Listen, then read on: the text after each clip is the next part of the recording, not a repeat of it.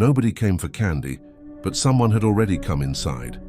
Welcome to Secret Stories, where we uncover the tales that linger in the shadows of history, the moments that defy explanation, and the mysteries that refuse to be forgotten. Today we take you to a quiet street in small-town America, to a Halloween night in 1962, when an elderly man opened his door and discovered that some invitations should never be accepted. Maple Street was the kind of place where everyone knew everyone. White picket fences lined the sidewalks, children played until the streetlights came on, and neighbors waved from their porches. It was the picture of American suburbia in the early 1960s, a place where nothing unusual ever happened. Harold Finch had lived on Maple Street for 32 years. He was 67 years old, a retired schoolteacher who spent his days tending to his small garden and his evenings reading by the fireplace. His wife had passed away 4 years earlier, and since then, Harold had lived alone in the modest two-story house at the end of the street. The neighbors described him as kind, quiet, and deeply fond of children. Every Halloween, Harold made sure to buy extra candy. He loved seeing the little ghosts and witches and cowboys parade up his walkway, their faces glowing with excitement. It reminded him of better days, of when his own children were young before they moved away to start families of their own. October 31st, 1962, began like any other Halloween. The air was crisp. The leaves had turned brilliant shades of orange and red, and the scent of wood smoke drifted from chimneys up and down the street. Harold had prepared for the evening as he always did. He filled a large ceramic bowl with candy bars, placed it on the table near the front door, and settled into his armchair with a cup of tea. He glanced at the clock on the mantel. It was 7:15 in the evening. The trick-or-treaters would be arriving soon. Harold smiled to himself. He had always loved this night. There was something magical about it, something that made the ordinary world feel just a little bit strange. But that strangeness, he thought, was harmless. It was just children in costumes, just laughter and sugar and fun. He had no reason to think this Halloween would be any different. At 7:30, Harold heard the first knock. He stood, straightened his cardigan, and picked up the bowl of candy. His knees creaked as he walked to the front door. He turned the handle and pulled the door open, a welcoming smile already on his face. But there was no one there. Harold frowned. He stepped out onto the porch and looked left, then right. The street was empty. No children, no parents, no rustling in the bushes, no giggles from behind the hedges, just silence. Then he looked down. On the doormat sat a woven wicker basket, the kind people used for picnics or gift baskets. It was empty, except for a single piece of white paper folded neatly in the center. Harold bent down slowly, his joints protesting, and picked up the basket. He unfolded the note. The handwriting was careful, almost old-fashioned, written in black ink. It read, "We already came inside. Thank you." Harold stared at the words. He read them again. Then a third time. He glanced over his shoulder, back into his house. Everything looked normal. The hallway was quiet. The lights were on. Nothing seemed out of place. He turned back to the street, still empty. He let out a breath he had not realized he was holding. It was a prank, he told himself. Teenagers. They like to play tricks on Halloween. It was harmless. He carried the basket inside, closed the door, and set it on the small table in the entryway. He returned to his armchair, but the sense of ease he had felt earlier was gone. Something about the note bothered him. Not the words themselves, but the tone. It was polite, too polite, and it was written as though whoever left it was thanking him for something. But thanking him for what? Harold tried to return his attention to his book, but he could not focus. His gaze kept drifting to the clock on the mantel. It was 7:20. He blinked. That could not be right. Just a few minutes ago it had been 7:30. He stood and walked closer. The clock was moving, but it was moving backward. The minute hand ticked in reverse, slow and deliberate. Harold felt a chill run down his spine. He reached up and stopped the clock with his hand. The ticking ceased.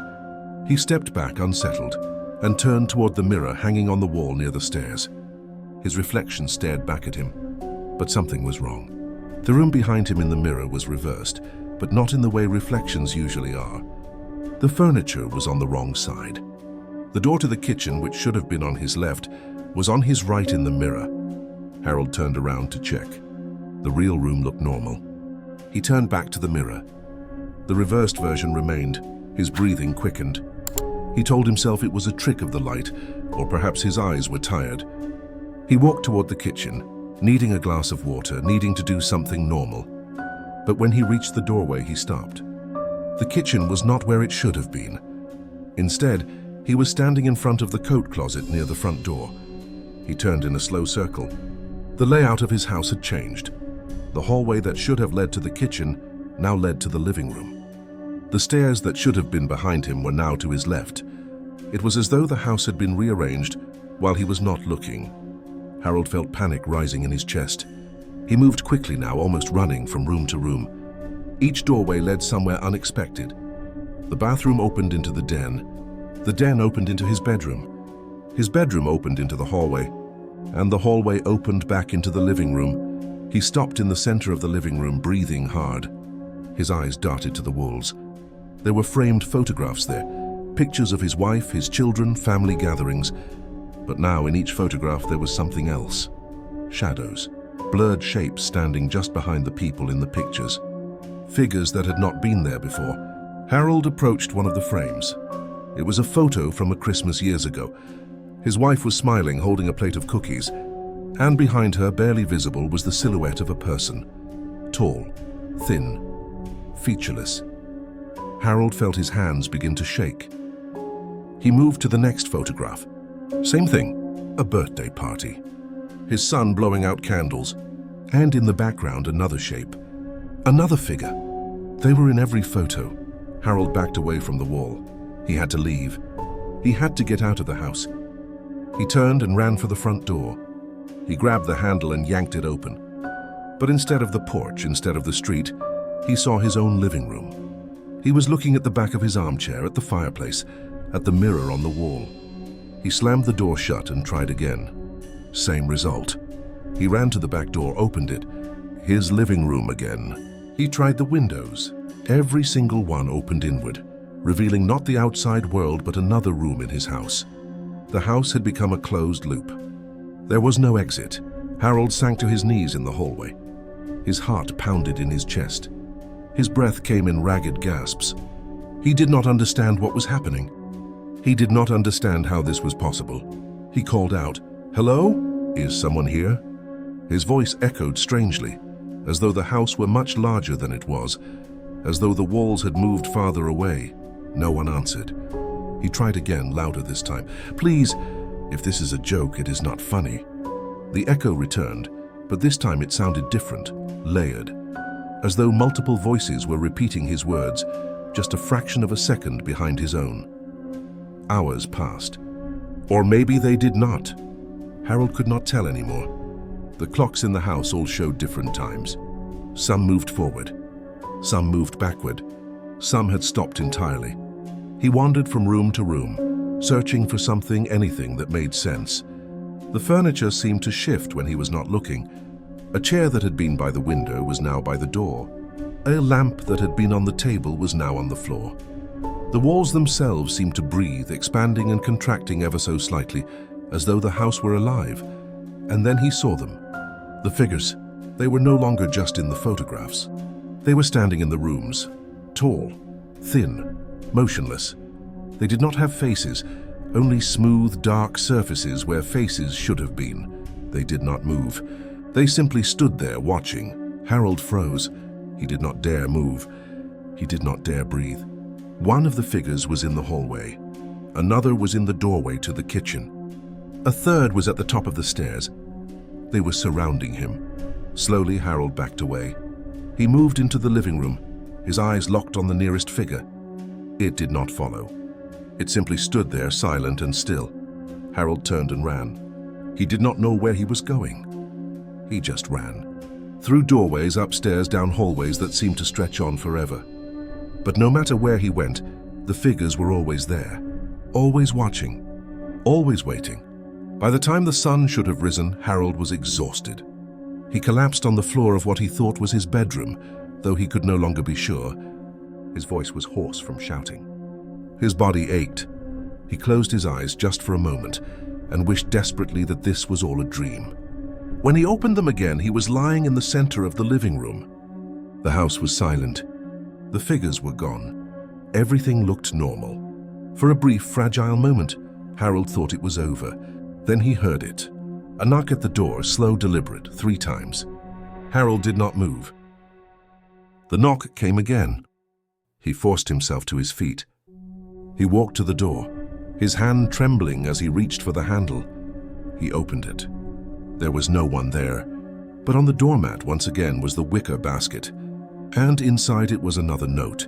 Harold picked it up with shaking hands. The handwriting was the same, neat, careful, old-fashioned. It read, "Thank you for the invitation." The next morning, November 1st, Harold Finch's neighbor noticed that his porch light was still on.